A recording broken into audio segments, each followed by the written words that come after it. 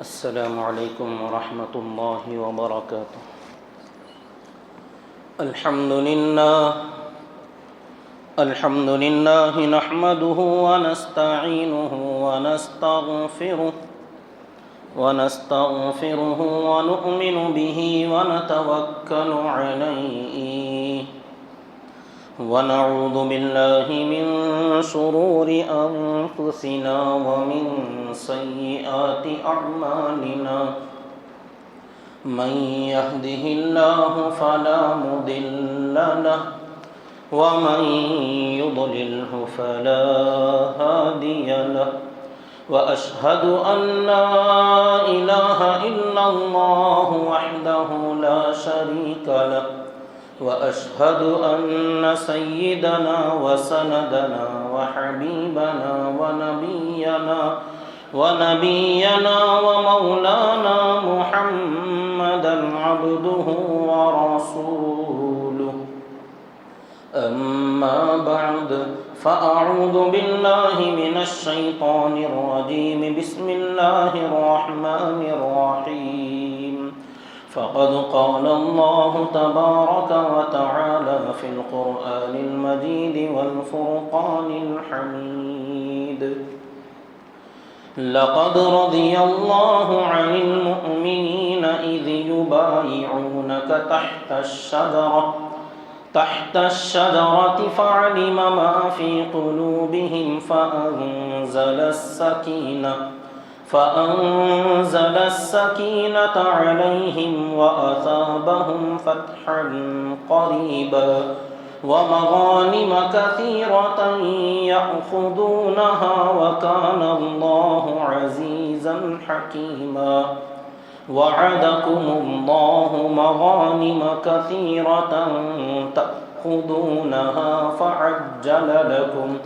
فعجل لكم هذه وكف أيدي الناس عنكم ولتكون آية للمؤمنين ويهديكم صراطا مستقيما صدق الله العظيم وصدق رسوله النبي الكريم ونحن على ذلك لمن الشاهدين والشاكرين والحمد لله رب العالمين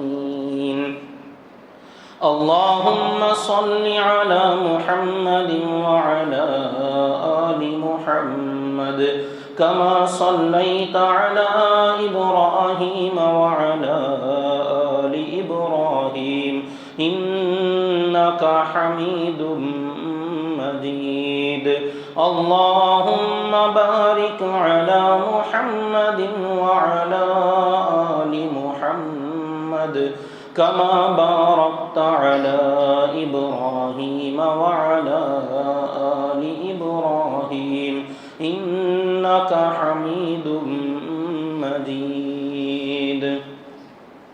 محترم بزرگان اسلام و برادران ملت اور میرے معزز سامعین کرام، اللہ کے پیارے نبی حضرت محمد صلی اللہ علیہ وسلم کی سیرت طیبہ، آپ کی پاکیزہ زندگی کا سلسلہ جو تقریباً 2-3 جمعہ سے موقوف تھا، اس پر بات نہ ہو سکی۔ اب آگے اس کو بڑھاتے ہیں۔ اللہ کے نبی صلی اللہ علیہ وسلم کی زندگی کے عام طور پر 2 دور سمجھ میں آتے ہیں، 2 حصے۔ ایک مکی زندگی، جہاں پر آپ نے نبوت سے پہلے کے 40 سال بغیر کسی دعوت کے، محنت کے، بس اپنے اخلاق اور اپنی دنیاوی ضروریات اور اللہ کی تلاش اور فکر میں اپنی خلوتیں، تنہائیاں، غار حرا کے اندر جانا اور وہاں وقت گزارنا، وہ آپ کا انفرادی اپنا نجی مسئلہ تھا مکے کی زندگی میں۔ ان 40 سالوں کے بعد میں آپ کو جب نبوت کی ذمہ داری سونپی گئی، باقاعدہ طور پر آپ کو اعلان کرنے کے لیے کہا گیا اور آپ کی محنت شروع ہوئی، تو یہاں سے پھر اسی مکے کے اندر 13 سال کی ایک الگ زندگی تھی۔ مکہ مکرمہ میں 40 کے بعد سے 53 سال، 50 پر 3 سال کی عمر تک مکے کے 13 سال جو اسلام کے اعتبار سے، دین کی محنت کے اعتبار سے یہ ایک الگ ہی زمانہ تھا، جو تفصیل سے ہم نے آپ کے سامنے رکھا کہ بہت دبی ہوئی حالت، پستہ حالت، اور وہاں پر مشکلات، مصائب، ہر ہمیشہ خوف، ڈر، اور اپنے ماننے والوں کے لیے طرح طرح کے مصائب و آلام، پریشانیاں، وہ تمام چیزیں جو بائیکاٹ کیا گیا تھا، یہ تمام مراحل ایک الگ زندگی تھی مکہ مکرمہ کی، جہاں پر آپ کی زندگی کے قیمتی 50 پر 3 سال کی عمر آپ نے وہاں گزار دی۔ اسلام والی اور محنت والی زندگی کے 13 سال آپ کے، تو اور یہی اصل ہے، تو 13 سال مکے کی زندگی کے، اور وہاں سے جب ہجرت کا حکم ہوا تو یہاں مدینہ منورہ آنے کے بعد بس آپ کی زندگی کے 10 سال باقی رہ گئے تھے۔ مدینہ منورہ میں آنے کے بعد صرف 10 سال کی زندگی، تو مکے کے 13 اور مدینہ منورہ کے 10، 20 پر 3 سال کی یہ آپ کی محنت والی، لوگوں کو اسلام کی دعوت دینے والی جو زندگی ہے، اس کے 2 حصے، مکی زندگی، مدنی زندگی۔ اب مدینہ منورہ آنے کے بعد پھر اس کے اندر 2 حصے ہوتے ہیں، جیسے اب تک جو آپ کے سامنے میں نے بات رکھی کہ ہجرت کر کے آنے کے بعد یہیں سے قریش کے لوگ، مکے کے لوگ بار بار مارنے کے لیے، لڑنے کے لیے، ختم کرنے کے لیے آتے تھے، تو وقتاً فوقتاً جیسے پہلا ہی سال مدینہ جانے کے بعد بدر کا واقعہ پہلی مرتبہ ان مکے والوں میں اور حضرات صحابہ میں کھل کر 2 ہاتھ کرنے کا موقع آیا۔ اب تک اس کی اجازت نہیں تھی، اب تک لڑائی کی کوئی لڑائی اس سے پہلے نہیں ہوئی تھی۔ بدر کا معرکہ قائم ہوا، اگلے سال احد کے میدان میں پھر مقابلہ ہوا، پھر اس کے بعد والے سال بھی مقابلے کی بات کہی گئی تھی، مگر اس میں بدر کے اندر آپ دوبارہ تشریف لائے تھے مگر کوئی لڑائی نہیں ہوئی۔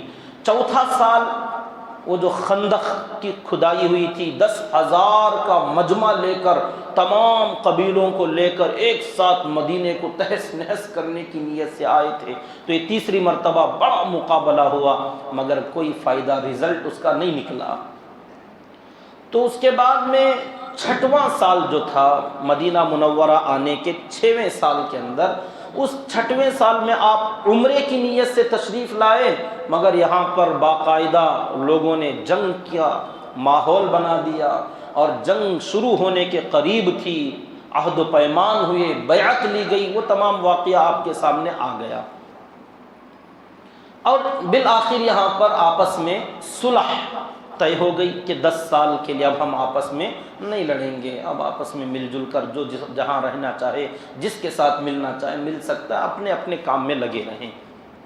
تو یہ جو اب تک کی مدینہ منورہ کی زندگی کے 6 سال گزرے، یہ ایک الگ چیپٹر تھا، یہ ایک الگ دور تھا، جس کے اندر ہمیشہ قریش کا ہی ٹینشن، مکے والوں سے ہمیشہ خوف، خطرہ کہ کب یہ لوگ لڑنے آ جائیں گے، پتہ نہیں کب مقابلہ ہو جائے گا، کیا سازشیں کریں گے۔ اب یہ ہمیشہ ان کے ساتھ جو مڈ بھیڑ ہوتی تھی، 6ویں سال کا آخری مہینہ جو ذی قعدہ تھا، اس سے 1 مہینہ پہلے، تو ذی قعدہ کے اندر یہ سفر ہوا تھا اور وہاں یہ صلح ہو گئی، تو آپ واپس ذی الحجہ میں 6واں سال کا آخری مہینہ تھا، آپ مدینہ منورہ تشریف لائے۔ تو گویا مکمل 6 سال مدینہ منورہ کے قریش کے ساتھ آپس میں ٹینشن کے اندر وقت گزر گیا۔ اب آپ کی زندگی کے بچے ہیں صرف 4 سال، اللہ کے نبی صلی اللہ علیہ وسلم کی زندگی کے صرف اب اس صلح کے بعد میں 4 سال کی زندگی باقی ہے، اور اب تک لوگ ایمان میں داخل ہوئے ہیں صرف 100 اور ہزاروں کی تعداد میں، کوئی لمبی تعداد نہیں تھی۔ ہجرت کر کے جب آئے تو بڑا مجمع نہیں تھا. اس 6ویں سال میں بھی آپ دیکھ لیجئے جب آپ لوگوں کو بلائے کہ آؤ بھی ہم عمرے کے لیے جا رہے ہیں, مکہ جانا ہے, تو بڑی مشکل سے لوگوں نے اپنا دامن چھڑا لیا. اطراف و اکناف والے, کمزور ایمان والے, منافق لوگ سب عذر کرنے لگے, بہانے کرنے لگے کہ ہم نہیں آئیں گے, ہم سے چلا نہیں جاتا, ہمارے حالات اچھے نہیں ہیں, فلاں فلاں بہانے لوگ کر کے نہیں آئے. اب حضرات صحابہ جو مکے کے اور مدینے کے, جن کو انصار اور مہاجر کہا جاتا ہے, کل ملا کر اتنے بڑے اہم واقعے میں, حدیبیہ کے واقعے کے اندر جب صلح ہو رہی تھی, اس موقع پر صرف 1400 صحابہ کرام ساتھ میں تھے. 1400 صحابہ کرام کا مجمع. اندازہ لگائیں, آپ کی زندگی کے قیمتی 19 سال گزر چکے ہیں, مکے کے 13 اور مدینے کے 6 سال. تو 19 سال کی محنت میں 1400 صحابہ کرام ساتھ میں ہیں. اب ہوں گے مدینے کے اندر اور بھی عورتیں, بچے وغیرہ, چلیے اور 1000 2000 شامل کر لیجئے, تو کتنی بڑی تعداد ہوئی صحابہ کرام کی, 2-3 ہزار صحابہ کرام. لیکن آپ صلی اللہ علیہ وسلم کا جب آخری سال تھا اور آپ نے جب حج کیا پہلی مرتبہ, تو عرفات کے میدان میں جب آپ خطبہ دے رہے تھے اور لوگوں کو الوداعی باتیں آپ ارشاد فرما رہے تھے, تو اس وقت میں 1 لاکھ سے بھی زیادہ صحابہ کرام کا مجمع تھا. 1.25 لاکھ صحابہ, کم و بیش 1 لاکھ سے بھی زیادہ کا مجمع. کب؟ صرف 3 سال کا زمانہ اس کے بعد باقی ہے جس میں آپ نے حج فرمایا, پہلا اور آخری حج, جسے حجۃ الوداع کہا جاتا ہے. تو اتنا بڑا مجمع آیا کب اور کیسے آیا, جو اب تک 19 سال میں اتنا بڑا مجمع نہ آ سکا؟ یہ 2-3 سال میں ایسا کیا ہو گیا؟ یہ تھوڑا سوچنے والی بات ہے. تو اس سے معلوم ہوتا ہے اللہ کے نبی صلی اللہ علیہ وسلم کی زندگی کے 2 دور نہیں بلکہ 3 دور تھے. عام طور پر مکی اور مدنی زندگی, لیکن مدنی زندگی میں بھی 2 پارٹ, 2 حصے. یہ صلح ہونے تک کا الگ معاملہ تھا. لوگ ابھی بھی صحابہ سے, حضور سے, قرآن سے, دین سے دور بھاگتے تھے, نہیں آتی, اکا دکا, کیونکہ لوگ دیکھ رہے تھے کہ قریش بڑا مجمع ہے, بڑی طاقتور قوم ہے, یہ ان کے ساتھ لڑ رہی ہیں. دیکھتے قریش کا کیا ہوگا, قریش یہ اونٹ کس کروٹ بیٹھتا ہے, بہت سارے لوگ اس کے انتظار میں تھے.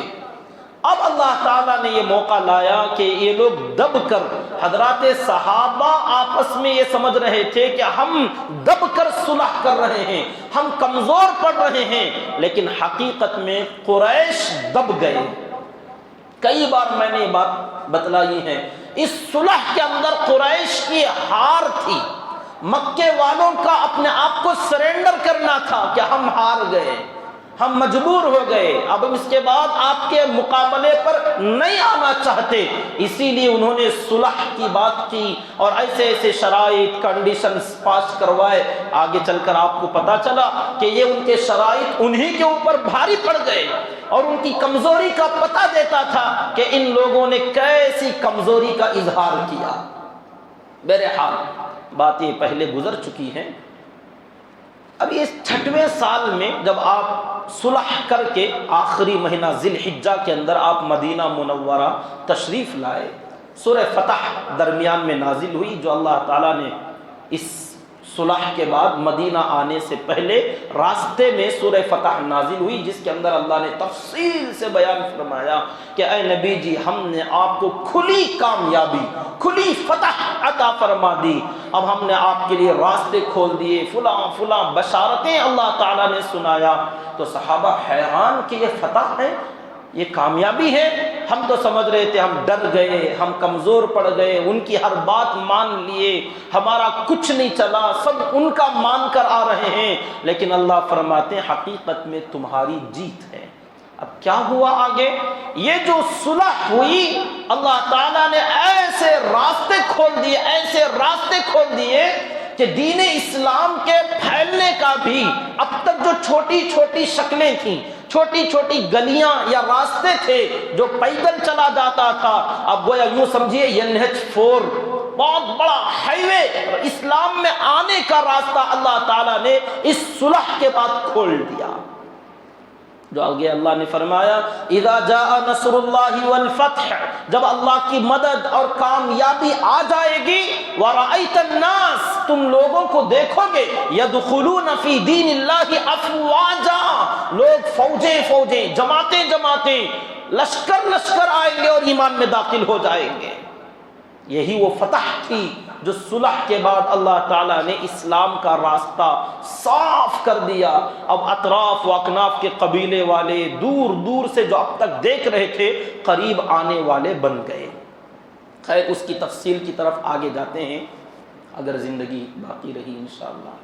اسی کے ساتھ ساتھ اللہ تعالیٰ نے یہ بھی فرمایا کہ حضرات صحابہ جو اب تک مکے کے اندر غریب تھے، پریشان تھے، مسکین تھے، کٹے ہوئے، پٹے ہوئے، لوٹے ہوئے، جو حضرات صحابہ ہجرت کر کے آ رہے تھے اپنا مال چھوڑ کر، اولاد چھوڑ کر، گھر بار چھوڑ کر، جائیداد، اپنی کمائیاں، حضرت صہیب رومی رضی اللہ تعالیٰ اپنے مال کا پورا حصہ لٹا دیا، سارا مال دے کر اپنی جان اور اپنے ایمان کی حفاظت کر کے مدینہ آ گئے۔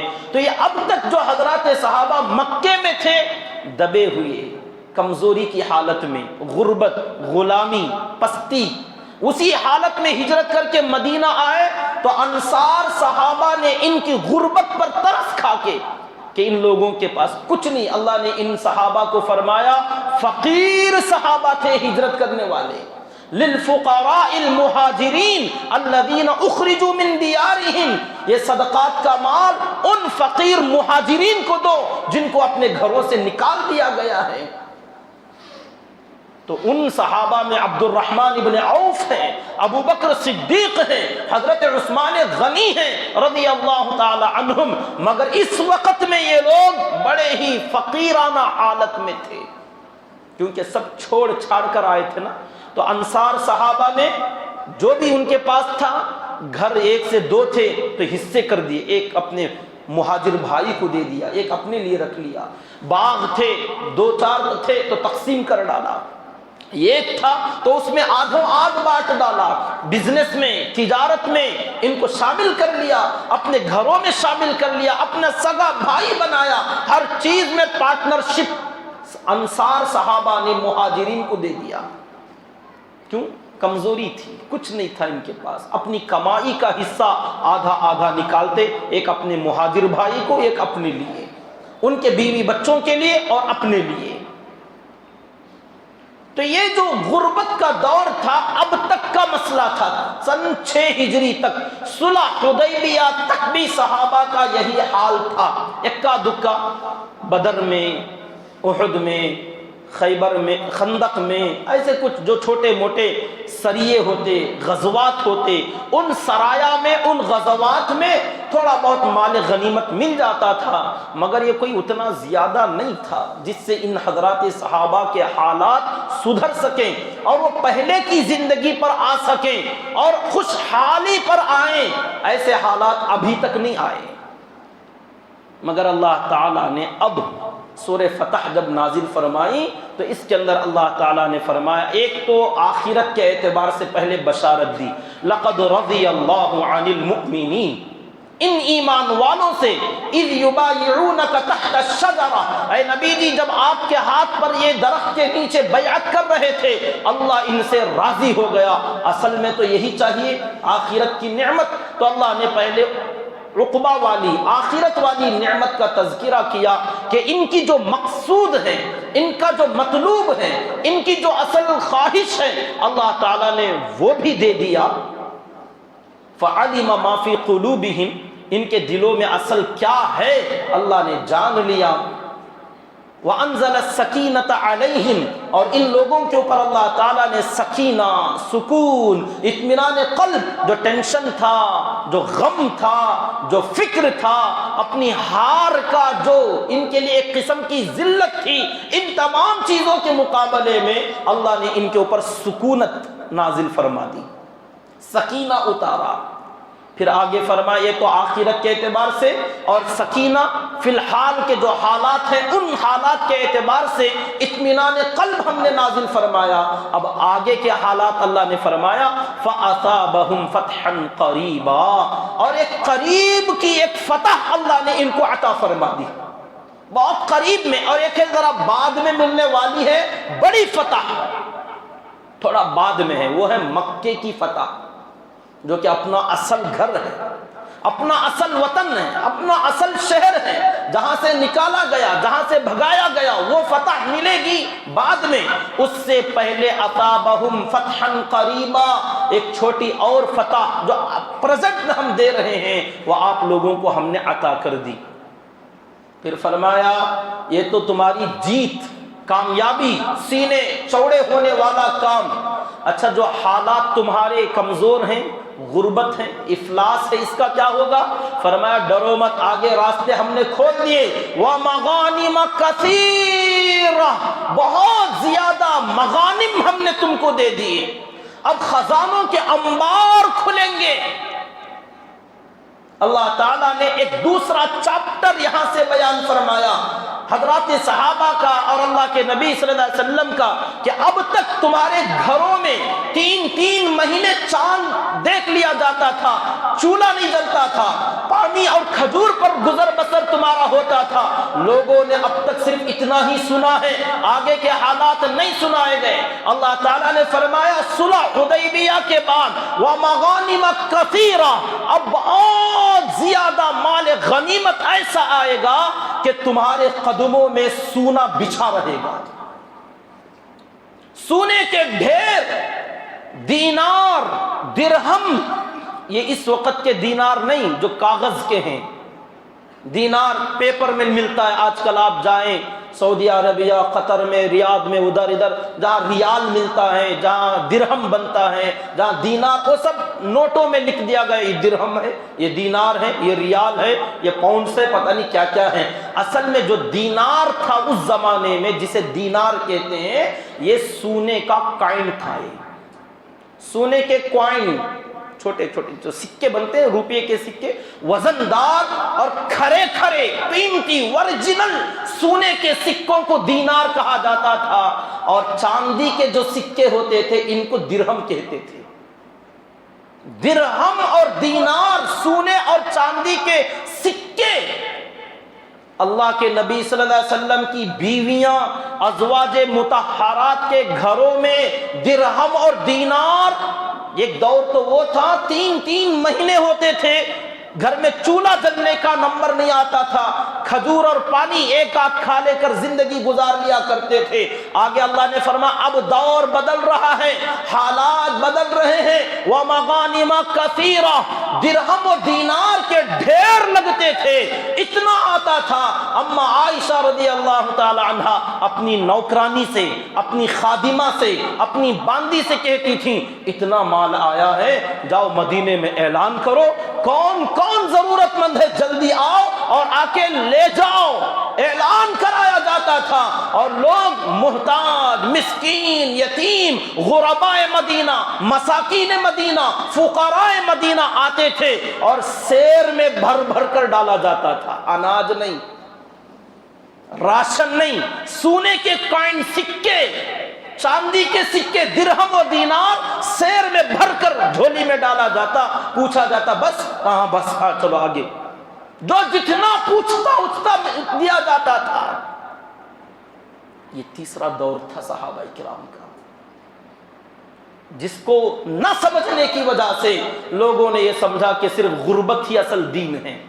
ہاں غربت بڑی پسندیدہ چیز ہے، مگر حالات جب بدلیں تو آدمی کو اس کے حساب سے ان حالات کے مطابق بدلنا بھی چاہیے، ان آنے والی چیزوں کو استعمال بھی کرنا چاہیے۔ کتنے واقعات ہیں، حضرت ابو ہریرہ رضی اللہ تعالیٰ عنہ کتان کا کپڑا، جسے کہا جائے کاٹن کا کہہ لیجئے، اس زمانے کے حساب سے لکھا کتان کا کپڑا تھا، پتہ نہیں کتنا قیمتی کپڑا اس دور میں رہا ہوگا، جس کے بارے میں لکھا ہے ایک مرتبہ حضرت ابو ہریرہ رضی اللہ تعالی عنہ کو سردی ہو گئی، ناک میں پانی بہنے لگا تو اس کتان کے کپڑے میں ناک پوچھنے لگے، اور دیکھنے کے بعد کہا واہ واہ ابو ہریرہ کے کیا کہنے کہ آج اتنے قیمتی کپڑے سے ناک صاف کرتا ہے، جبکہ ایک دور وہ تھا پیٹ بھرنے کو کھانا نہیں ملتا تھا۔ تو حالات بدلے، ایسا نہیں تھا کہ ہمیشہ وہی ہوں۔ اللہ کے نبی صلی اللہ علیہ وسلم کو بھی بہت سارا مال و دولت آیا، یہ الگ بات، آپ نے اس کو رکھا نہیں، آپ نے اس کو اپنے پاس رہنے نہیں دیا، دے دیا، جس نے بھی پوچھا سب کو دے دیا۔ اب حضرات صحابہ، ان میں سے بھی بہت سارے لوگوں نے تقسیم کیا، اس کے باوجود حضرات صحابہ کرام کے پاس لاکھ لاکھ کی پراپٹیاں، ان کے پاس لاکھ کروڑ درہم و دینار حضرات صحابہ اور صحابہ کی اولاد کے پاس ڈھیر لگے رہتے تھے۔ حضرت عبداللہ ابن جعفر رضی اللہ تعالی عنہما کا، حضرت عبداللہ ابن جابر رضی اللہ تعالی عنہ کے واقعات، آپ ان سے جو مکالمے ہیں کہ ان کے والد کا جب انتقال ہوا تو وہ کہہ کر گئے میرے فلاں لوگوں پر قرضے ہیں، لوگوں کو تقسیم کر دینا میرے باغات بیچ کر، اور اگر کبھی مشکل پیش آئے تو میرے مولا سے کہہ دینا۔ کہ مولا کون ہے؟ تو بعد میں پتا چلا حضرت عبداللہ ابن جعفر، حضرت جعفر بن ابی طالب کے بیٹے، وہ جعفر جو غزوہ موتا میں ہاتھ کتر دیے گئے ان کے اور شہید کر دیے گئے، حضرت علی رضی اللہ تعالیٰ عنہ کے بڑے بھائی، وہ جعفر طیار ان کے بیٹے تھے حضرت عبداللہ ابن جعفر۔ جب ان کے سامنے پیش کرنے کے لیے کہا گیا تو حضرت جابر رضی اللہ تعالیٰ عنہ کے، عبداللہ ابن جابر کے لڑکے بڑے پریشان تھے، لیسٹ انہوں نے بنا رکھی تھی ان کے والد نے، آئے اور عبداللہ ابن جعفر رضی اللہ تعالیٰ عنہ سے کہا کہ میرے والد کی جو لیسٹ ہے، ایک طرف دینے والوں کی ایک طرف لینے والوں کی، کہ کس کو قرض دینا ہے اور کس سے قرض لینا ہے، میرے والد کی اس لیسٹ میں آپ کا نام ہے کہ 10 لاکھ درہم آپ میرے والد کو دینا تھا۔ 10 لاکھ درہم، ویلیو کیا ہوگی آج کے زمانے کی؟ کچھ اندازہ ہے؟ کروڑ روپے کی قیمت، 10 لاکھ آپ دینے ہیں۔ تو حضرت عبداللہ ابن جعفر نے کہا ٹھیک ہے، تمہیں جب چاہیے آؤ لے جاؤ، جب چاہو لے جاؤ۔ تو کہا ٹھیک ہے لے لوں گا، چلے گئے۔ پھر اگلے دن آئے اور آ کر کہنے لگے وہ مجھ سے مسٹیک ہو گئی، غلطی ہو گئی۔ کہا کیا؟ وہ مجھے بعد میں پتا چلا آپ میرے ابا سے لیے نہیں تھے، میرے ابا نے آپ سے لیا تھا، مجھے دینا ہے آپ کو 10 لاکھ۔ اچھا میں نے معاف کر دیا، جاؤ رکھ لو۔ کتنا تھا، کتنا رہا ہوگا، کچھ اندازہ ہے؟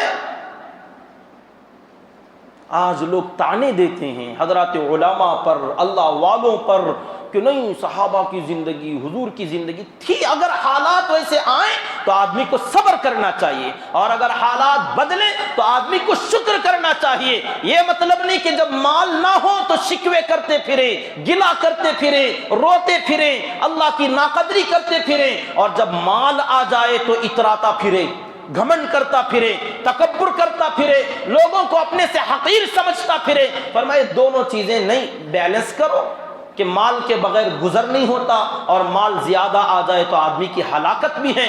تو اگر آ جائے فبیہا و نعمت، اللہ کا شکر ہے، نہ آئے تو صبر ہے۔ صابر بھی جنتی، شاکر بھی جنتی کیوں کہا گیا؟ تو اس موقع پر اللہ تعالیٰ نے فرمایا کہ صحابہ کرام کا اور اللہ کے نبی صلی اللہ علیہ وسلم کی زندگی کا ایک الگ ہی دور شروع ہو رہا ہے۔ صلح حدیبیہ کے بعد اللہ نے فرمایا وَمَغَانِمَ كَثِيرًا، کہ اسلام کے پھیلنے کے بھی راستے بڑے بڑے کھل جائیں گے. اذا جاء نصر اللہ والفتح ورأیت الناس يدخلون فی دین اللہ افواجا. فوجیں ایک ایک دو دو آدمی ایمان میں نہیں آتے تھے، بڑی مشکل سے کبھی وہ آیا کبھی وہ آیا، اس کو پکڑ کے لائے اس کو پکڑ کے لائے، جو آیا وہ بھاگ گیا، کوئی مانتا نہیں، کوئی کہتا بعد میں بولوں گا. تو ایک ایک آنے والے صلح کے بعد اللہ نے فرمایا جماعتیں آئیں گی، اب فوج آئیں گے، قبیلے، لشکر، گاؤں کے گاؤں، علاقے کے علاقے اسلام میں داخل ہو جائیں گے. تو جیسے اسلام کے راستے اللہ نے کھول دیے، ایسے ہی دنیا کے بھی راستے اللہ نے کھول دیے، کیونکہ دنیا دین کے تابع ہے. دنیا دین کے تابع ہیں. جب اللہ تعالیٰ نے تلک الایام نداولها بین الناس، ان ایام کو، ان حالات کو ہم لوگوں کے درمیان عدل بدل کرتے رہتے ہیں، ہمیشہ ایک جیسے حالات نہیں رہیں گے. تو سورہ فتح کے اندر آپ اس کو نوٹ کیجئے گا، وَمَغَانِمَ كَثِيرَةً، وہ کتنے اللہ جو بڑے ہیں، بڑوں کا جب بڑا ہوتا ہے نا وہ بہت بڑا ہوتا ہے. اس کو سمجھ، نقطہ پوائنٹ نوٹ کیجئے. چھوٹا آدمی کے بہت بڑی قیمتی رقم تھی، میری بہت بڑی رقم چوری ہو گئی، جیب میں پاکٹ منی تھی ختم ہو گئی، کتنے اللہ کے تھے، کہتے 2000 روپے تھے. اچھا یہ چھوٹا آدمی ہوگا، اس کے لیے دو بھی بہت بڑے ہیں. ایک بڑا آدمی، لکھ پتی کروڑ پتی آدمی، وہ کہ میری گاڑی میں ایک بیگ تھی وہ چوری ہو گئی، کہا کہ کچھ بڑی رقم تھی. اچھا اس کی کچھ بڑی بھی بہت بڑی ہوتی ہے، کچھ لاکھوں میں ہی ہوگا. ورنہ تو ایک بڑا آدمی چھوٹی رقم کو بڑا نہیں بولتا، وہ بڑا ہی بولتا ہے. اللہ جب کہے وہ مغانم کثیرہ، بہت زیادہ مال و دولت ہم تمہیں دینے والے ہیں اس صلح کے بعد میں، یأخذونہا، جس کو تم لوگے، وکان اللہ عزیزا حکیما، اور اللہ بڑے زبردست ہیں، جب دینا چاہیں دے دیں گے، اور بڑی حکمت والے ہیں، بڑی پلاننگ والے. کب دینا، کس کو دینا، کتنا دینا، اس کے علم میں حکیم ہے. تو حکیم حکمت کے تحت فیصلہ کرے گا. نحن قسمنا بینہم معیشتہم فی الحیات الدنیا، اس دنیا کی زندگی میں تمہاری روزی کو ہم نے تقسیم کیا ہے. تو جس کو جتنا دیا وہ ہم نے اپنے حکمت سے دیا ہے. وہ تمہاری کوئی ٹیلنٹ نہیں تھا، یہ کوئی تمہارا کمال نہیں تھا. جس کو جتنا بھی دیا اللہ نے فرمایا ہم نے اپنی حکمت سے دیا ہے. اور جب جس کو نہیں دیا وہ بھی حکمت ہے، اور دینے کے بعد لیا وہ بھی حکمت ہے، نہیں دیا تھا بعد میں دیا وہ بھی حکمت ہے. جیسا صحابہ کرام کا معاملہ تھا. وَكَانَ اللَّهُ عَزِيزًا حَكِيمًا. پھر آگے اللہ تعالیٰ فرماتے ہیں وَمَغَانِمَ كَثِيرَةً، بہت زیادہ مال غنیمت ملنے والا ہے. فَعَجَّلَ لَكُمْ هَذِهِ، وہ مال غنیمت ملنے سے پہلے چھوٹی سی ہم نے کامیابی تم کو یہ صلح حدیبیہ میں دے دی ہے کہ تم یہاں کامیاب ہو کر جا رہے ہو. اب چلو تمہارے لیے بہت زیادہ انتظار کر رہا ہے تمہارا مال، تمہارا دولت. کہاں ہے؟ مدینہ منورہ آنے کے بعد حضرات صحابہ فرماتے ہیں اللہ کے نبی صلی اللہ علیہ وسلم صرف 10 سے 20 دن تک مدینے میں رکے رہے. صلح حدیبیہ تقریباً 1.5-2 مہینے کا واقعہ تھا. اتنے بڑے سفر سے آپ مدینہ واپس تشریف لائے تو یہاں آنے کے بعد صرف 10-15 دن کا ریسٹ، آرام، تھوڑا سا ریلیکس کیا آپ نے، یہاں آرام فرمایا. اس کے بعد اللہ تعالیٰ نے حکم دیا نکلی. اب وَمَغَانِمَ كَثِيرًا، دوسری فتح جو ہم نے فی الحال کے لیے رکھا، چلیے اس فتح کی طرف. صحابہ کو اشارہ مل گیا تھا کہ بہت زیادہ مال غنیمت کہاں ہے، وہ کون سی جگہ ہے جہاں پر مال غنیمت زیادہ مقدار میں ہے اور وہ کامیاب ہونے والا ہے، فتح ہونے والی ہے. آیات کا اشارہ، اندازہ، صحابہ کے دل میں، من میں لڈو پھوٹنے لگے تھے، خوش ہو رہے تھے. اشارہ پتہ چل گیا تھا کہ کس کی طرف ہے. وہ تھا خیبر. خیبر کی جگہ وہ تھی جہاں سے یہ مدینے کے اندر کے بنو قریظہ، بنو نذیر، بنو قینقاع، یہودیوں کے بڑے بڑے قبیلے جن کے واقعے میں نے بتائے. بدر کے بعد میں بنو نذیر اور احد کے بعد میں بنو قینقاع اور غزوہ خندق کے بعد میں بنو قریظہ، ان تینوں کو ایک کے بعد جلا وطن کر دیا گیا، شہر بدر کر دیا گیا، ان کی بدعہدی کی وجہ سے، ان کی غداری کی وجہ سے مدینے سے خالی کرایا گیا۔ تو یہ سارے بڑے بڑے تاجر تھے، سود خور تھے، بڑے بڑے بزنس مین تھے یہودی۔ تو یہ لوگ اپنا مال دولت سونا چاندی سب لے کر خیبر میں جا کر آباد ہو گئے تھے، اور خیبر کی زمینیں، وہاں کی پیداوار اور وہاں کا مال و دولت، وہاں پر 8 قلعے تھے، 8 قلعے، ایک ایک قلعہ بھی بڑا زبردست، اور ہر قلعے میں مال و دولت کی فراوانی، اور اس کے اطراف و اکناف کے زمینیں، کیا پیداوار تھی، کیا فصلیں تھیں۔ آگے آپ کو پتہ چلے گا جب یہ ملا صحابہ کو تو صحابہ کی حالت نے کیا پلٹا کھایا، کیا کروٹ لی، آپ کو بعد میں پتہ چلے گا۔ جب اللہ کے نبی صلی اللہ علیہ وسلم نے صحابہ کو بتایا، یہ آیتیں پڑھ کر سنائیں، تو اب آپ تھوڑا پیچھے آئیے۔ جس وقت حضور صلی اللہ علیہ وسلم عمرے کے لیے تشریف لے جا رہے تھے، صحابہ میں اعلان ہوا، اطراف و اکناف کے لوگوں کو بلایا گیا، آؤ بھائی ساتھ میں چلنا ہے، مکہ چلیں گے، عمرہ کر کے آئیں گے۔ تو بہت سارے کمزور ایمان والے، منافق، بدو، اعرابی، نو مسلم جو بھی تھے، جن کے اندر ابھی پختگی نہیں تھی، ان سب لوگوں نے اپنا دامن چھڑا لیا کہ نہیں، ہم نہیں آئیں گے، یہ تو موت کا کنواں ہے جہاں آپ جا رہے ہو، کوئی بھی ایک بھی واپس نہیں آئے گا۔ بل ظننتم ان لن ينقلب الرسول والمؤمنون الى اهليهم ابدا، ان لوگوں کا یہ خیال تھا جنہوں نے منع کیا کہ اب یہ رسول بھی اور یہ ایمان والے بھی مدینہ واپس آئیں گے ہی نہیں، مر جائیں گے وہیں پر۔ ان لوگوں نے یہی سوچا تھا، کیونکہ اب قریش کے منہ میں جا رہے ہیں، وہ چپکے ایسے چھوڑ دیں گے، ان کا یہ خیال تھا، اس لیے نہیں آئے۔ اب واپس بھی آ گئے، صلح بھی ہو گئی، اور آگے کی بشارت اللہ نے سنائی، فتح قریب، مغانم کثیرہ تمہارے انتظار میں ہیں۔ اب اللہ کے نبی صلی اللہ علیہ وسلم نے کہا، اعلان کیا، تیاری کرو بھئی، چلنا ہے خیبر کی طرف۔ اللہ نے فتح کا وعدہ فرمایا، اب ہاریں گے تو نہیں، پکی فتح، جیت ہوگی۔ تیاریاں کرنے لگے، تو اب یہ لوگ جو پہلی سفر میں پہلی مرتبہ نہیں آئے تھے، اب ان میں سے ایک ایک کر کے آنے لگے اور کہنے لگے، اے اللہ کے رسول صلی اللہ علیہ وسلم، وہ پہلی مرتبہ جب آپ مکے کو جا رہے تھے ہم بھی آنا چاہتے تھے، مگر کیا کریں، وہ تھوڑا کھیت کا کام تھا، باغ کا کام تھا، ہمارے گھر میں وہ بچی کی شادی تھی، بیمار تھا، فنکشن تھا۔ سَيَقُولُ لَكَ الْمُخَلَّفُونَ مِنَ الْأَعْرَابِ شَغَلَتْنَا أَمْوَالُنَا وَأَهْلُونَا، یہ لوگ آ کر کہنے لگے، پیچھے رہنے والے دیہاتی مخلف لوگ جو پیچھے رہ گئے تھے، اب آ کے کہنے لگے، شغلتنا اموالنا وأهلُونَا، ہمارے رشتہ دار، ہمارے مال دولت کھیتی باڑیاں ان چیزوں میں تھوڑا بزی ہو گئے تھے، ہم مصروف ہو گئے تھے، نہیں آ سکے، اب آپ بلائیے، ہم آ جائیں گے، آپ نے اعلان کیا ہے، ہم بھی تیار۔ کہاں؟ فتح قریب، مال غنیمت بہت زیادہ ملنے والا، اللہ نے قرآن میں کہا ہم بھی آئیں گے آپ کے ساتھ۔ اب ادھر سے ادھر سے جو نہیں آئے تھے سب لوگ تیار، لڈو بٹ رہے نا، اب تو کھانے کا وقت ہے، اب تو جانا ہے، لے کے آنا، شہد تیار ہے، بس جاؤ چھتے میں ہاتھ ڈالو، توڑ کے لے آؤ۔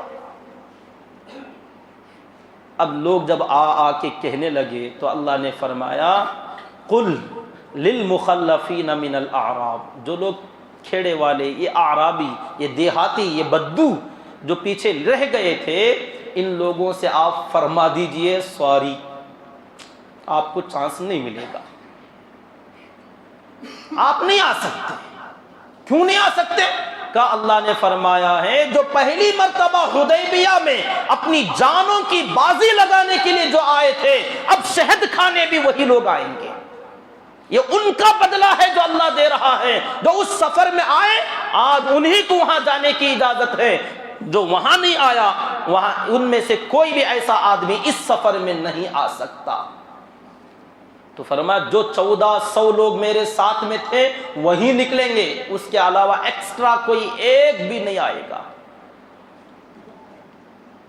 اب ان لوگوں کو جلن شروع ہوئی، کہ اتنا اچھا موقع، دعوت کا موقع، کھانے کا موقع، مال غنیمت کا موقع، ہماری لائف بن جاتی، اس ایک سفر میں اگر چلے جائیں لائف سدھر جائے گی۔ اب مال غنیمت کا ڈھیر لگنے والا ہے اور لوگ آ کے کہتے ہیں کہ ہمیں معاف کر دیجئے، استغفر لنا، آپ اللہ سے معافی مانگیے، ہمارے لیے بھی توبہ کیجئے، ہم توبہ کرتے ہیں، آئندہ ہر سفر میں ساتھ آئیں گے، ایک سفر میں آپ اجازت دے دیجئے۔ تو آپ نے فرمایا، اللہ تعالیٰ فرماتے ہیں کہ تم لوگ اپنی منہ سے، اپنی زبانوں سے وہ جملے کہہ رہے ہو جو تمہارے دلوں میں نہیں ہے۔ یقولون بألسنتہم ما لیس فی قلوبہم، تمہارے دلوں میں کچھ اور ہے، زبانوں پر کچھ اور ہے، پہلی نیت تمہاری وہ تھی اور اب کی بار کی نیت تمہاری یہ ہے۔ لہذا جو خلوص نیت والے صحابہ اپنی جانوں کی قربانی دینے کے لیے جنہوں نے بیعت کی تھی وہاں پر، وہی لوگ اب اس خیبر کے سفر میں بھی آئیں گے۔ اب ان میں سے کچھ لوگ کہنے لگے نہیں نہیں، ہم کو مال غنیمت کی ضرورت نہیں، اب اپنی کچھ لاج رکھنا تھا، اپنا امیج بچانا تھا، تو کہنے لگے مال غنیمت کے لیے ہم نہیں آ رہے ہیں، ہم تو اللہ کے راستے میں جہاد کے لیے آ رہے ہیں، ہم جہاد فی سبیل اللہ کے راستے میں قربان ہونے کے لیے آنا چاہتے ہیں۔ تو اللہ نے فرمایا اچھا تو ان سے کہو قل للمخلفین من الاعراب ستدعون الى قوم اولی بأس شدید تقاتلونہم او یسلمون فإن تطیعوا یؤتکم اللہ اجرا حسنا۔ اب ان سے کہیے اچھا آپ کو اللہ کے راستے میں نکلنے کا، شہادت کا اتنا ہی زیادہ شوق ہے تو اس ایک سفر میں تھوڑا ڈیلے کر لو، تھوڑا تاخیر کر لو، رک جاؤ، ریسٹ لے لو، اس کے بعد ایک اور سفر ہونے والا ہے، ستدعون الی قوم، ایک ایسی جنگجو لڑاکا قوم کی طرف جانا پڑے گا، تم کو بلایا جائے گا، تب بھی اعلان کیا جائے گا، اولی بأس شدید، وہ بڑی طاقتور قوم ہے، لڑائی میں ماہر قوم، بڑی سدھری ہوئی ٹریننگ یافتہ قوم کے ساتھ لڑنے کا نمبر آئے گا، جب ہم وہاں جائیں گے تب بلائیں گے، تب آ جانا، ان کے ساتھ لڑ لو، شہادت کا شوق ہے نا، اللہ کے راستے کا شوق ہے نا، تو ادھر آ جانا۔ کہا وہ کون لوگ ہیں؟ کہا تھوڑا انتظار کرو، ملک روم، ملک فارس سے ٹکر لیا جائے گا، فارس کے ساتھ سپر پاور تھا اس وقت کا قیصر و کسرا، روم اور فارس، ان لوگوں کا نام لے کر لوگ تھراتے تھے، رستم پہلوان کی فوج تھی اس کے اندر، اس رستم سے بھڑنا ہے، اس کی فوج سے ٹکرانا ہے، اور وہ اناڑی نہیں تھے، اولی بأس شدید، ہر قسم کے ہتھیار، ہر قسم کا ٹیلنٹ، ترقی یافتہ، اس زمانے کے بہت ہی زیادہ اپ ڈیٹ والے، ہر قسم کے جنگی مہارت رکھنے والی قوم، ان سے بھی دو دو ہاتھ کرنے کا موقع آئے گا، اور یہ صحابہ ادھر بھی جائیں گے، اگر تم سچے ہو تو ان کے ساتھ شامل ہونا۔ فَإِن تُطِيعُوا، اگر تم اس وقت میں ہماری اطاعت کرو گے، یؤتکم اللہ اجرا حسنا، تو اللہ تعالیٰ تمہیں بہت اچھا اجر اور بدلہ عطا فرمائیں گے۔ وَإِن تَتَوَلَّوْا، اور اگر اس وقت میں پیٹ پھیرو گے، کما تولیتم من قبل، جیسا کہ اس سے پہلے بھی تم نے پیٹ پھیرا تھا، یعذبکم عذابا علیما، تو پھر یاد رکھنا اللہ بڑا سخت عذاب دینے والے ہیں۔ تو اب ان کی کوئی دال نہیں گلی، پہلے تو کہنے لگے، پہلے مشغولی تھی، مصروفیت تھی، نہیں آئے، اب آپ ساتھ لے جائیے، تو فرمایا تم لوگ مال کے لیے آ رہے ہو، کہا نہیں نہیں مال کے لیے نہیں، اللہ کے راستے میں شہید ہونے کے لیے، تو فرمایا اس سفر میں خاموش رہو، اگلی بار جب بلایا جائے گا تب آ جانا۔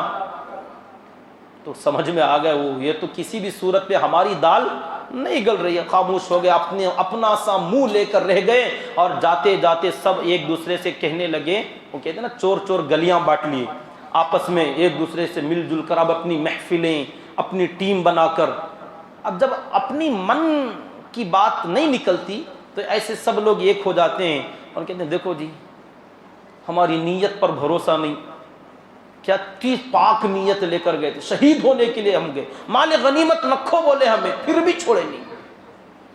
تو آپس میں کہنے لگے یہ اصل میں اللہ کا حکم کیا بھی نہیں تھا، یہ لوگ یہ چاہتے ہیں، ہم لوگوں سے حسد کرتے ہیں، جلتے ہیں، بل تحسدوننا، آپ لوگ ہم سے جلتے ہو کہ ہم بھی آپ کے ساتھ آ جائیں گے تو ہمارے حالات اچھے ہو جائیں گے. لوگ تانے دیں گے، الزامات لگائیں گے، صحیح کام کرنے والے کرتے رہیں اپنا کام. لوگ آپ کی نیتوں پر اعتراض کریں گے، آپ کے فیصلوں پر اعتراض کریں گے. لوگوں نے اللہ کے نبی پر اور صحابہ پر یہ کہا جب ان سے کہا گیا کہ تم کو آنے کی اجازت نہیں، اللہ نے ایسے ہی فرمایا ہے، تو کہنے لگے اللہ کا کوئی فرمان نہیں، بل تحسدوننا، تم لوگ ہم سے جلتے ہو اس لیے منع کر رہے ہو. نعوذ باللہ من ذالک. بہرحال یہ وہ درمیانی لوگ تھے جو شروع میں بلائے تو نہیں آئے، اور اب مال غنیمت کی طرف جا رہے تھے تو اٹھ کے آنے لگے، تو اللہ نے منع کر دیا. صرف وہی 1400 صحابہ جو صلح حدیبیہ میں آئے تھے تیار ہوئے، اور ان کو یہاں سے لے کر اللہ کے نبی صلی اللہ علیہ وسلم ذی الحجہ کے بعد محرم کا مہینہ سن 7 ہجری مدینہ منورہ آنے کے 6 سال ہونے کے بعد 7واں سال شروع ہوا، اور اس کے اندر آپ تشریف لے گئے خیبر کی طرف. اچھا، ادھر جانے کی ضرورت کیا پڑی تھی؟ چپکے چپ ایسے ہی لڑنے کے لیے؟ اس وقت کا حال آپ معلوم کیجئے. 3 بڑی بڑی طاقتیں تھیں جو مدینہ منورہ کے لیے خطرہ بن رہی تھیں. سب سے بڑی طاقت قریش، مکے کے لوگ، ان کے ساتھ میں دوسری طاقت تھی بنو غطفان، جو خندق کے موقع پر ادھر سے ادھر سے جو قبیلوں کو لے کر آیا تھا ابو سفیان. تو یہ بنو غطفان کے قبیلے تھے جن کو احزاب کہا جاتا ہے. تو یہ دوسری طاقت تھی، جو یوں سمجھ لیجئے رائٹ ہینڈ تھے یہ قریش کے لوگ، اور لیفٹ ہینڈ تھے بنو غطفان. اب جب قریش نے صلح کر لیا کہ ہم نہیں لڑیں گے، آپس میں تعلقات اچھے رکھیں گے، تو بنو غطفان تو قریش کے تھوڑا کم تھے تو وہ ویسے ہی ڈر گئے، ویسے ہی تھوڑا کمزور پڑ گئے. لیکن ان کا کوئی معاہدہ اللہ کے نبی صلی اللہ علیہ وسلم سے نہیں ہوا تھا. ایک اور طاقت تھی جو ان دونوں طاقتوں سے زیادہ بھاری تھی اور ماسٹر مائنڈ تھی، وہ تھی یہودیوں کی طاقت. اس زمانے سے بھی اور اب تک بھی وہی چلتا آ رہا ہے. یہ لڑنے والے، کاٹنے کوٹنے والے، چیخ و پکار کرنے والے، یہ ایسے ہی لوگ ہیں. اصل میں یہ ابھارنے والے، لوگوں کو ان کاموں پر لگانے والے ماسٹر مائنڈ شروع زمانے سے بھی یہودیوں کا اس کے پیچھے بڑا ہاتھ رہا ہے. آخر میں دجالی فتنے جو اب چل رہے ہیں یہ بھی انہی کے، اور آخر میں دجال جو آئے گا یہ بھی انہی یہودیوں کا سرغنہ. یہ سارا کیا دھرا یہودیوں کا ہے. تو سب سے زیادہ طاقتور اور سب سے زیادہ خطرناک دشمن قوم یہودی تھی، ہے، رہے گی. اسی لیے احادیث میں آتا ہے جب حضرت عیسیٰ علی نبینا وعلیہ الصلاۃ والسلام تشریف لائیں گے تو دجال کے ختم کرنے کے بعد ایک ایک یہودی کو چن چن کر قتل کیا جائے گا. پھر اس کے بعد ایک بھی یہودی دنیا میں باقی نہیں رہے گا. پھر اس کے بعد دیکھو گے پوری دنیا میں امن، شانتی، چین، سکون رہے گا. آج جتنا بھی وقتاً فوقتاً جو حالات، جو وائرس، جو فتنے، جو فسادات، جو بیماریاں، یہ سارا پری پلان کوششیں، سازشیں انہی کی ہیں. تو اللہ کے نبی صلی اللہ علیہ وسلم جیسے مدینہ میں آتے ہی ان لوگوں سے آپ نے معاہدہ کیا تھا، ان کی غداریاں، معاہدہ کرنے کے باوجود بھی یہ لوگ باز نہیں آئے تو ان لوگوں کو مدینے سے نکال کر جلا وطن کر دیا گیا. تو یہ یہاں سے نکل کر بنو قریظہ، بنو قینقاع، بنو نذیر، بڑے بڑے 3 قبیلے تھے، یہ سب یہاں سے نکلے اور خیبر ایک جگہ تھی وہاں جا کر آباد ہو گئے. اور یہ خیبر کہاں ہے؟ مدینہ منورہ، جو ہمارے قبلہ جو مکہ مکرمہ ہے، مکہ مکرمہ سے شمال کی جانب، نارتھ سائڈ، مکے کے نارتھ سائڈ کے اندر مدینہ منورہ پڑتا ہے. اس مدینے کے نارتھ سائڈ میں، اس کے نارتھ سائڈ کے اندر، مدینہ کا نارتھ شمال کے جانب، ملک شام جانے کے راستے میں 100 میل کا فاصلہ، مدینہ منورہ اور ملک شام کے درمیان میں 100 میل کے فاصلے پر، مدینے سے 100 میل کا ڈسٹینس تھا، یہاں پر خیبر نامی جگہ تھی، اس جگہ پر یہ لوگ جا کر آباد ہو گئے، اور پورا خیبر یہودیوں کے انڈر میں، پورے یہودی ایک سے ایک. اور یہی لوگ تھے جو ہمیشہ قریش کو اٹھاتے تھے، ان کو جا کے پن کرتے اور ان لوگوں کو آگ لگاتے، لڑائی پر ابھارتے، بنو غطفان کو لڑائی کے لیے تیار کرتے، اور مدینے کے منافقوں سے وقتاً فوقتاً کانٹیکٹ کرتے اور ان لوگوں کو سازشوں پر ابھارتے. تو ہر ہمیشہ مدینے میں آگ لگانا، مکے میں آگ لگانا، بنو غطفان میں، یعنی لوگوں کو سازشوں کے لیے تیار کرنا، یہ ساری کوششیں انہی یہودیوں کی ہوتی تھی. تو اللہ کے نبی صلی اللہ علیہ وسلم پہلے ہی سے چاہتے تھے کہ ان یہودیوں کا تھوڑا قلعہ قمع کیا جائے، مگر قریش بار بار بیچ میں آتے تھے. جیسے یہاں ہوتا ہے ہمارے ملک کے اندر، خواہ مخواہ سے یہاں کے دلتوں کو، آدیواسیوں کو، عام جو ہندو ہیں ان کو مسلمانوں سے لڑایا جاتا ہے کہ یہ تمہارے دشمن، یہ تمہارے دشمن. آپس میں ڈیوائڈ اینڈ رول کا جو فارمولا اپنایا گیا کہ ان کو آپس میں لڑاؤ. حالانکہ نہ ہندو مسلمان کا دشمن ہے، نہ مسلمان ہندو کا دشمن. آج تک اس ملک میں انگریز کے آنے سے پہلے کبھی ہندو اور مسلم کے فسادات نہیں ہوئے. ان یہودیوں نے یہ کام کیا اور آپس میں اپنے بھائیوں کو جو ایک ذات کے تھے، ایک نسل کے تھے، ایک برادری کے تھے، ڈی این اے ہمارا سب کا ایک، ہندوؤں کا اور مسلمانوں کا، مگر اس کے اندر براہمن جو آئے نا، یہی براہمن ہیں جو یہودی ہیں. یہ براہمن کا ڈی این اے الگ ہے، یہ لوگ باہر سے اسرائیل سے آئے، اور انہی یہودیوں نے یہاں کے رہنے والے لوگوں کو، جیسے مکے کے اندر قریش اور مدینے کے مسلمان آپس میں ایک ذات کے ہیں، ایک نسل کے ہیں، لڑا کے چھوڑ دیا تھا. لڑتے رہے، کئی مرتبہ واقعات پیش آئے. اب اس کے بعد جب صلح ہو گئی تو اللہ کے نبی صلی اللہ علیہ وسلم نے پہلی مرتبہ سوچا کہ اصل جڑ کو کاٹ دیا جائے. اصل جڑ تو یہ ہے، جب تک یہ رہیں گے ان کو کچھ بھی کر سکتے ہیں. اب تو صلح ہوئی ہے، مگر صلح کو توڑ بھی سکتے ہیں یہ یہودی. تو اس لیے آپ نے مدینہ آنے کے بعد زیادہ وقت نہیں لیا، 15-20 دن کے عرصے میں فوراً آپ نے ایکشن لیا اور فرمایا چلو خیبر کی طرف، کہ جڑ تو وہاں ہے. بات سمجھ میں آئی؟ خیبر کیوں جانا پڑا؟ چپکے لڑنے کا ارادہ نہیں تھا، جڑ کو کاٹنا تھا. تو اب آپ تیاری کرنے لگے، وہ 1400 صحابہ کرام تیار ہو کے پوری جماعت بن کے نکلنے لگی. تو یہاں کے منافق جو تھے نا، ان کو خواہ مخواہ سے ان سے تعلقات، وہ سمجھتے تھے کہ ہمارا بھی کچھ اچھا ہو جائے گا. جیسے ہر زمانے میں ہر علاقے میں میر صادق، میر جعفر، پورنیا جیسے کچھ غدار ہوتے ہیں جو اپنوں میں رہتے ہیں، مگر وہ سمجھتے ہیں وہ ہم سے زیادہ طاقتور لگ رہے ہیں، وہ کامیاب ہو جائیں گے تو ہم ان کے ساتھ میں رہیں گے تو اپنا بھلا ہو جائے گا، اپنی فیملی کا حال سنور جائے گا. حالانکہ کسی غدار کا حال آج تک صحیح نہیں ہوا. نہ اپنوں نے بھروسہ کیا، نہ غیروں نے کبھی کسی غدار پر بھروسہ کیا. اپنے جب سمجھ جاتے ہیں کہ یہ تو غدار ہیں تو اس پر بھروسہ اٹھ جاتا ہے. اور پرایا تو وہ تو تمہارے سے زیادہ چالاک، وہ سمجھتا ہے جس قوم میں تو تھا تو انہی کا کمینہ نکلا، تو ہمارا کیا بنے گا. جس قوم کا تو تھا انہی کے آستین کا سانپ تھا، اب تو ہمارا بنا تو ہمارا کیا کرے گا. تو تیرے جیسے آدمی پر کبھی بھروسہ کیا ہی نہیں جاتا.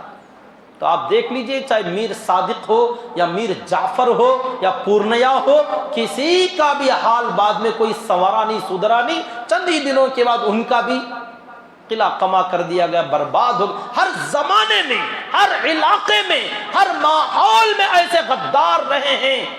اپنوں میں سے بھی اگر کسی کے اندر ایسے کیڑے پل رہے ہیں تو یاد رکھیے، حالات سے دب کر، حکومتوں سے ڈر کر کبھی اپنی قوم کی غداری نہ کرنا. نہ ادھر کے رہو گے نہ ادھر کے رہو گے. لا الہ الا ولا الہ الا مذبذبین بین ذالک، درمیان میں لٹک جاؤ گے. منافق کا تانا لگے گا، منافق کا دھبا لگے گا. اور منافق اللہ کے یہاں بھی ان المنافقین فی الدرک الاسفل من النار، جہنم میں سب سے نیچے منافق ہی ہوگا، کیونکہ یہ کسی کا نہیں تھا. کافر منافق سے ہلکے عذاب میں ہوگا، منافق جو مسلمانوں کے بھیس میں رہتا ہے اس کا عذاب یہودیوں سے، نصرانیوں سے، مجوسیوں سے، کفار و مشرکین سے زیادہ سخت عذاب اللہ نے ان کا بیان فرمایا جو اپنی قوم کے غدار ہوتے ہیں۔ تو ان منافقوں نے میسیج بھیجے، خط بھیجے یہودیوں کو کہ یہ پیغمبر صاحب جو ہے تمہاری طرف کا ارادہ کر رہے ہیں، پلان بن رہا ہے، آپ لوگ ہوشیار رہو، چوکنا رہو، ذرا کچھ تیاریاں کر لو، کوئی لڑائی کا اچھا سا انتظام کر لو۔ میسیجز عبداللہ ابن ابی ابن سلول رئیس المنافقین کے اچھے تعلقات تھے، تو اس نے یہودیوں سے کانٹیکٹ کرنا شروع کیا اور خطوط بھیجے، پیغامات بھیجے۔ یہودیوں کو اندازہ تو تھا کہ یہ مدینے والے آ رہے ہیں، ادھر تیاریاں کر رہے تھے، مگر کیا کہنے ہمارے نبی پاک صلی اللہ علیہ وسلم کے، آپ کو اللہ نے کیا کمال عطا فرمایا تھا، کیا دماغ، کیا جنگی حالات، کیا تدبیریں۔ ایسا نہیں کہ توکل علی اللہ چلو گھسو گئی، پلاننگ ہر قدم قدم پر۔ آپ نے پہلے تو جماعت تیار کی، اب اس کے بعد آپ سفر پر نکلے، خیبر کی طرف جانا تھا۔ ایک جگہ جانے کے بعد اب اس کے اندر کوئی دوسرا ایکسٹرا آدمی نہیں، مدینے میں بہت سارے لوگ تھے، سب کو پتہ چل گیا۔ اب انہوں نے خبر بھیج دیا ہوگا، اللہ کے نبی صلی اللہ علیہ وسلم کا جاسوسی نظام بہت بہتر تھا، آپ ہمیشہ انٹیلیجنس، سی آئی ڈیز، صحابہ کرام کو بھیجا کرتے جاؤ، حالات لاؤ، آگے کے کیا حالات ہے، دشمن کیا چل رہا ہے، کیا سوچ رہا ہے، اس کو معلوم کرنا آپ صلی اللہ علیہ وسلم کی عادت تھی۔ پتہ چل گیا کہ حالات ایسے ہیں، تو وہاں جانے کے بعد جب آپ معائنہ کیا، جائزہ لیا، پورے اپنے لوگ ہیں، تو اب آپ نے فرمایا ملک شام جانے کا جو راستہ ہے اسی میں خیبر پڑتا ہے، تو خیبر کو جانے کے راستے کون کون سے ہیں؟ جو عام راستہ تھا وہ تو سب کو معلوم تھا، اور کوئی راستے ہیں؟ تو صحابہ کرام میں ڈھونڈا گیا، تو دو صحابہ نکلے، انہوں نے کہا ہم جانتے ہیں مختلف قسم کی شکلیں ہیں، ادھر سے بھی جا سکتے ہیں، ادھر سے جا سکتے ہیں۔ اچھا گئے ہو؟ ہاں۔ اچھا کون سے راستے سے آسانی ہوگی؟ کہا ایک راستہ یہ ہے، ادھر سے چلتے ہیں۔ اچھا راستہ بدل کر آپ نے راستہ بدل ڈالا کہ دشمن کو پتہ نہ چلے کہ وہ تیار بیٹھا رہے اور خواہ مخواہ اپنی جانیں گوا بیٹھے، یہ کوئی عقل مندی نہیں ہوتی۔ اللہ تعالیٰ نے عقل بھی تو کچھ دیا ہے، دماغ بھی تو کچھ دیا، استعمال کرو۔ کہ ایسا نہیں کہ صرف اللہ کر لے گا جو کرنا ہے، توکل علی اللہ، بھروسہ اللہ کی ذات پر، چلو آگ میں کودو اور جل کے مرو، ایسا ہو گیا نہیں۔ عقل بھی تو ہے، دماغ بھی تو ہے، اللہ پر توکل ایسے کیا جاتا ہے کہ تم اپنی تدبیر کرو، لیکن ہوگا وہی جو اللہ چاہے گا، یہ ہے توکل۔ اب اللہ کے نبی صلی اللہ علیہ وسلم نے راستہ معلوم کیا، چل پڑے، جاتے جاتے راستہ بدل کر ایک جگہ پہنچے، تو وہاں پر بھی خیبر کی طرف جانے کی 4 راستے، اس کی شاہراہیں ملی جہاں پر چل کر جا سکتے تھے، 4 قسم کی شکلیں آئیں۔ تو انہوں نے کہا، جو راستہ لے کر چل رہے تھے، تو اس رہبر سے کہا اس 4 راستوں میں سے کون سا راستہ مناسب ہے؟ کہا سب برابر ہے، سب میں پانی، چارہ اور ڈسٹینس، فاصلہ سب برابر ایک جیسے ہیں، جس راستے سے بھی آپ جانا چاہیں۔ تو اب آپ نے راستوں کے نام معلوم کیے، اس زمانے میں بھی راستوں کے نام، کنوؤں کے نام لوگ رکھا کرتے تھے پہچان کے لیے۔ تو پوچھا ان راستوں کے نام کیا ہیں؟ تو رہبر نے ایک ایک کا نام بتایا، تو کسی راستے کا نام بتایا تو آپ نے اس کا معنی غور کیا۔ ایک کا نام تھا مشکل، بڑا کٹھن لوگوں نے نام رکھا تھا، اور ایک کا اچھا یہ چھوڑ دو اس کے ضرورت نہیں، اور ایک کا پوچھا تو اس کے بارے میں بتایا گا بڑا ڈراؤنا، تو اس قسم کے معنی نکلتے تھے، اور ایک عربی میں الفاظ تھے، کچھ نام تو میں نے یاد نہیں کیے، اور ایک راستے کا پوچھا تو اسی طریقے سے اس کا بھی کچھ دشوار گزار معنی نکلتا تھا۔ تو آپ نے فرمایا یہ بھی چھوڑ دو، یہ بھی چھوڑ دو، یہ بھی چھوڑ دو۔ پھر آخر میں ایک راستے کا نام بتایا کہ آسان، اس راستے کا نام تھوڑا ایزی، آسان، کہا ٹھیک ہے یہی راستہ ہمارا ہوگا۔ تو معلوم ہوا نام بھی اچھے سلیکٹ کرنے چاہیے، اس کا بھی کچھ نہ کچھ اثر ہوگا، اسی لیے تو آپ نے یہ خبر دی، یہ پیغام دیا کہ کوسا رہا تو کیا سب اللہ بنایا سب نہ چلو گیں گے؟ نہیں، نام کا بھی کچھ نہ کچھ فرق پڑتا ہے، وہ کیا پڑے گا کیا نہیں پڑے گا اللہ بہتر جانتا ہے، مگر اللہ کے نبی صلی اللہ علیہ وسلم نے اس موقع پر راستوں کے نام معلوم کیے، جس راستے کا معنی میننگ کچھ اچھا نکلا آپ نے فرمایا ٹھیک ہے اس راستے سے چلتے ہیں۔ اس راستے سے گئے تو ملک شام اور خیبر کے بیچ میں آپ پہنچ گئے، ادھر ملک شام اور ادھر بیچ میں خیبر، اور ادھر تھا مدینہ منورہ، تو آپ یوں گھومتے ہوئے آئے اور ملک شام اور خیبر کے بیچ میں آپ ادھر سے آ رہے ہیں۔ کیوں؟ تاکہ یہ یہودی اگر یہاں سے پیچھے ہٹیں، بھاگنے کا موقع آئے تو ان کو ملک شام میں جا کر بسنے کا موقع نہ ملے، کہیں بھی نہیں جا سکتے، پھنس گئے درمیان میں آپ، اور انہی کے پیچھے تھے بنو غطفان کے قبیلے۔ اب ان کی مدد کو وہ لوگ بھی آ سکتے تھے کیونکہ وہ دونوں آپس میں دوست تھے، قریش تو نہیں آئے گا لیکن بنو غطفان اور خیبر آپس میں فرینڈ تھے، یہ لوگ آپس میں ایک دوسرے کی ہیلپ کے لیے آئیں گے، تو آپ ان کے بیچ میں آ گئے، اس کے پیچھے ملک شام بہت دور، تو آپ درمیان میں ہوتے ہوتے خیبر کے قریب پہنچے، شام کا وقت تھا، عصر کے قریب آپ پہنچے، وہاں رکے اور آپ نے عصر کی نماز ادا فرمائی اور کھانا طلب کیا، تو صرف سوکھا ستو کا آٹا پیش کیا گیا، اس کے علاوہ کچھ نہیں کہا، کچھ بھی نہیں، صرف ستو ہے، آپ نے پانی میں گھولا، اسی کو تناول فرمایا، نوش فرمایا، صحابہ کرام نے بھی اسی کو پیا، اور اس کے بعد مغرب کی نماز ادا کی گئی، عشاء کی نماز بھی ادا کی گئی۔ تھوڑا آگے بڑھے، خیبر کے قلعے 8 قلعے تھے، ایک کے بعد ایک قلعے تھے، ایک طرف تین، درمیان میں 2 مضبوط قلعے، قلعوں کے نام تک بتائے گئے تھے، ان میں سب سے زبردست اور سب سے زیادہ کٹھن قلعہ تھا قلعہ قموس، بڑا زبردست قلعہ۔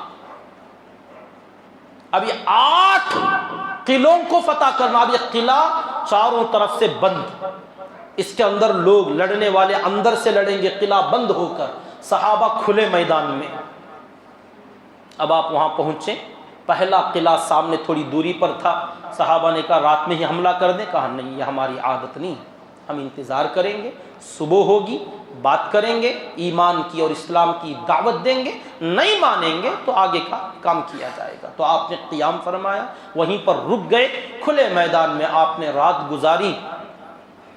صبح کا وقت ہوا تو خیبر کے لوگوں کو پتہ ہی نہیں تھا کہ کیا ہو رہا ہے، وہ تو سمجھ رہے تھے آئیں گے، جب آئیں گے تو سامنے سے آئیں گے، ادھر سے آئیں گے، مگر اچانک صبح سویرے خیبر کے لوگ اٹھے اور یہودی اپنے پھاوڑے، کدال، اپنے وہ کھیتی باڑی کا کام کرنے کے لیے اپنے اوزار، ہتھیار جو لینا تھا لے کر ایک قلعے سے باہر نکل کر میدانوں میں آنے لگے، کھیتوں میں جانے لگے۔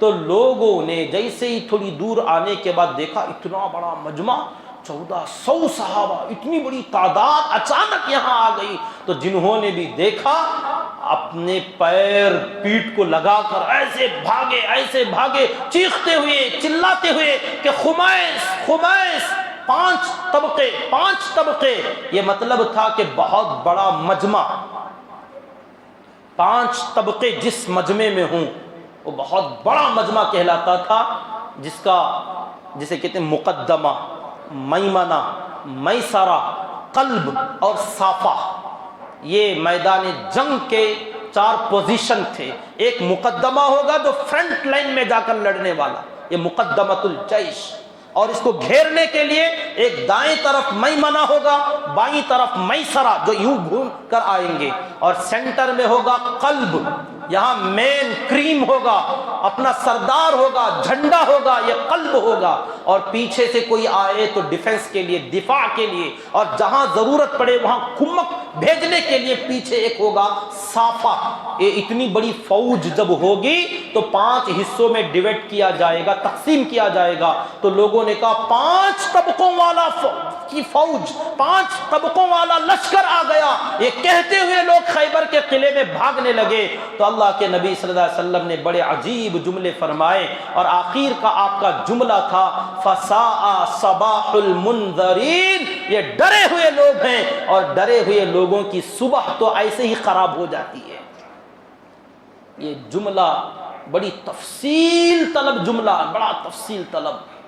فساء صباح المنذرین، ڈرے ہوئے لوگوں کی صبح تو یوں ہی خراب ہو گئی، تو ڈر گئے لوگ، تو آپ نے فرمایا خیبر فتح ہو گیا، خیبر اجڑ گیا، خیبر مٹ گیا، کیونکہ یہ لوگ ڈر گئے اور یہ بھاگ رہے اور جائیں گے تو سب کو ڈرائیں گے، ان کی چیخ سے، ان کی پکار سے پورے خیبر کا مجمع ڈرے گا، اور جو ڈر گئے وہ تو یوں ہی ہار گئے۔ یہ اللہ کے نبی صلی اللہ علیہ وسلم کا قرآن کا جملہ ہے۔ لوگوں، ہم قرآن نہیں جانتے اتنا، امت مسلمہ قرآن نہیں جانتی۔ کئی مرتبہ ہم نے بتایا، ہمارے اساتذہ نے ہم کو یہ بات بتائی کہ یہود و نصارہ ہم سے زیادہ قرآن کے ماہر، مدرسے ان کے چلتے ہیں ایسے جیسے ہمارے بخاری، مسلم، صحاح ستہ، قرآن کی تفسیر وہ ہم سے اچھا پریکٹیکلی طور پر جانتے ہیں، مشق کرتے ہیں کہ قرآن کا ایک ایک جملہ، حدیث کا ایک ایک جملہ کیوں کہا گیا۔ یہ ایک ٹکڑا جو ہے نا، فساء صباح المنذرین، ڈرے ہوئے لوگوں کی صبح یوں ہی خراب ہو گئی، ڈرے ہوئے لوگ تو برباد ہو گئے۔ اس جملے کو آج لوگوں نے بہت لیا، اور آج جو چل رہا ہے نا کہ ڈراؤ، جس کو تم نے ڈرا دیا، ڈرے ہوئے آدمی کو لوٹنا بڑا ایزی ہے، لوٹ سکتے ہیں۔ جس کو ڈرا دیا آپ نے، جتنا زیادہ ڈراؤ گے اتنا زیادہ لوٹ پاؤ گے آپ۔ یہ فارمولا کبھی ہم نے سوچا؟ حالانکہ ہماری زندگی میں روز ہم دیکھتے ہیں، حالات کا مارا ہوا، کوئی پریشان بندہ، غربت، ڈر گیا، میرے پاس کچھ نہیں ہے، کیا بھی نہیں، کیا کروں؟ اب وہ کچھ بیچنے کے لیے آتا ہے، قیمتی موبائل ہوگا، گاڑی ہوگی، 25,000 50,000 قیمت کی ویلیو رکھنے والی چیز، ڈرا ہوا، حالات کا مارا، مجبور و پریشان، سمجھتا ہے کہ میرے پاس کچھ نہیں۔ اب اس کو سامنے والا لوٹ لیتا بڑا ایزی، 25-30 ہزار کی چیز 5,000 میں دے گا کہ نہیں دینا؟ تو دینے، چل۔ مجبور بندہ کیا کرے گا؟ ڈرا ہوا وہ تو لٹ جاتا ہے۔